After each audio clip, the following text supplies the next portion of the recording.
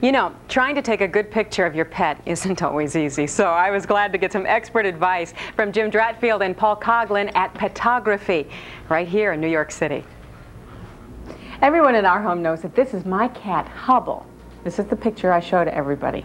Okay, so it's not such a great picture. I know it's a little out of focus and his paws are all distorted. So, this is it. I'm going to learn how I can take a great picture of Hubble when I go home. I'm at the Petography studios, and I am going to learn from a couple of people who know how to take great pictures of pets. That's right, folks. It's time to put your pet in portraits. Pet photographer Paul Coughlin and partner Jim Dratfield have cornered the market in furry photography, and they've got the perfect pose in mind for any four-legged friend. So how did you get into photography? Well, actually, Kuma got me into photography. I had been an actor for 14 years, and I wanted to do some acting promotional shots, and I wanted to do them with my little boy. So I was playing around with Kuma, and I asked Paul, who was a friend of mine, to do some photos of Kuma and I, and they were so beautiful. I said, would you like to go into business? And he said, great, and that's how photography came to be. So what was one of the worst experiences you ever had with one of the pets? Well, we had to do this pet. We got this assignment to do something called a skink. A skink? Yeah, it's not a skunk. A skink is definitely not a skunk. Yeah. It's a reptile, and it was described as being larger than an iguana, but smaller than a dinosaur. Oh my goodness. Yes.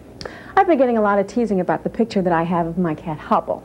All right, so I was going to take him to the professionals, get his picture taken, but you know what? He's having a bad hair day. So I got a stand-in. This is Robert, and he's being provided by the folks at Boni. And I'm going to learn with Robert how to take just the best picture of Hubble when I get home.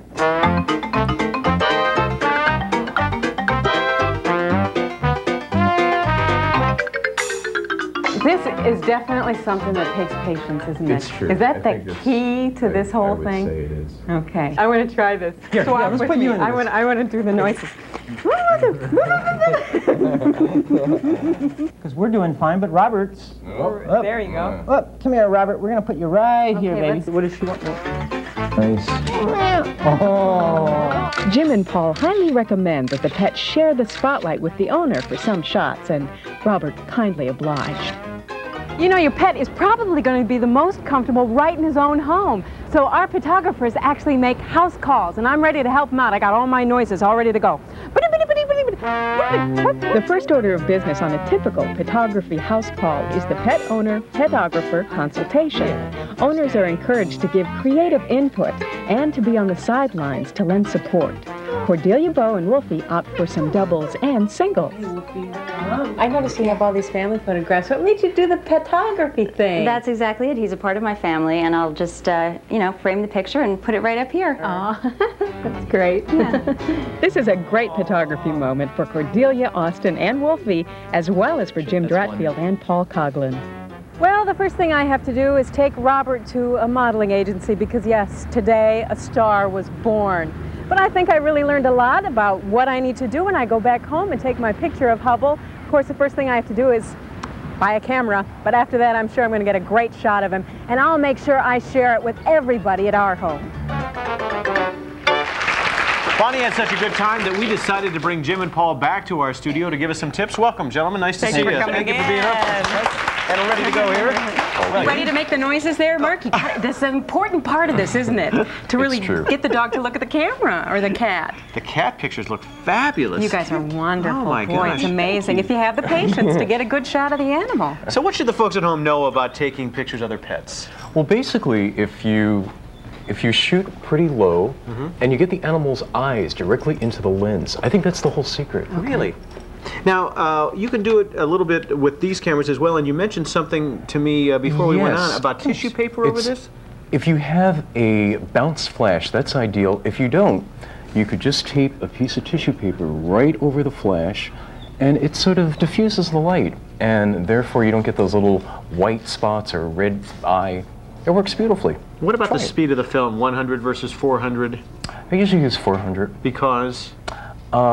Faster film. For something like this, probably 200 if you're using color. But 400, the animals move, and when you use 400, it sort of freezes the action. Okay. So we're going to do a picture of Bonnie with a dog here. Is that what we're going to try to do? This is Kara. Hi, Kara. Nice Kara is a little bit of a ham, but Kara, we got to put you center stage with Bonnie. Come here, sweetie. Kara. Come here, baby. Nice to see you. Hi. Come here, Kara. Come here, baby. Now, is this any one of your dogs, or did we? No, this is a friend's dog. A friend's dog. Okay. And really cooperative too, there, huh? But that's part of it. That's why this is a good sample, because you don't always get a dog that's just going to sit there like that. Right. A lot of it takes a lot of patience and a lot of loving. Like what Bonnie's doing now, you sort of coax the dog. Do you have treats for him? Do I have treats? That's probably the biggest thing you need. Are treats, animal noises to get the animal to focus on the camera. Okay. So we're going to put you back there to do this. What do I need to do here with the dog? If you can hold her close to you now, lovingly. Now, one thing you don't want is you don't want to hold her under the neck because it'll look like you're strangling her in the shot. Always a good idea, yes. Okay. Okay, and you should get down and put faces next to each other. Is that what we're looking for? That's that's a cute. beautiful shot. Yeah, here, Dave. Now, to get her attention, you might want a second person. That's very attractive. I like that. Yeah. To get her attention, you might want a second person making noises like stay. There we go. Let me try that. Let me just see another one here. Just a little action here. They're important. Also might want some treats out too. That's always a good source of bribery. Hey, Kara. Kara, what's this? What's this? Very Great. nice. All right, now we're going to take a look at these in just a second. Kara is very cooperative, actually, and I especially like the part where she put up that back leg over there. That was how to make an interesting shot. We have these pictures here. I don't know if we can, while we're waiting for these Polaroids to go, I don't know if we got to see this one on camera. Where are we going on this one? On one? Take a look at this shot that we had. Isn't that fabulous? That is just. Do you have any trick for calming down an animal that's really hyper? It just takes time. You just have to be patient. And and usually go to a place where the animal is comfortable. That's the key, is really comfortable spot for the animal, something that's familiar. Sometimes they don't like where you're at, so you go where the animal's comfortable. And do you find that dogs are easier to work with than cats, or vice versa? I think that dogs are more susceptible to taking treats. Cats are a little more independent.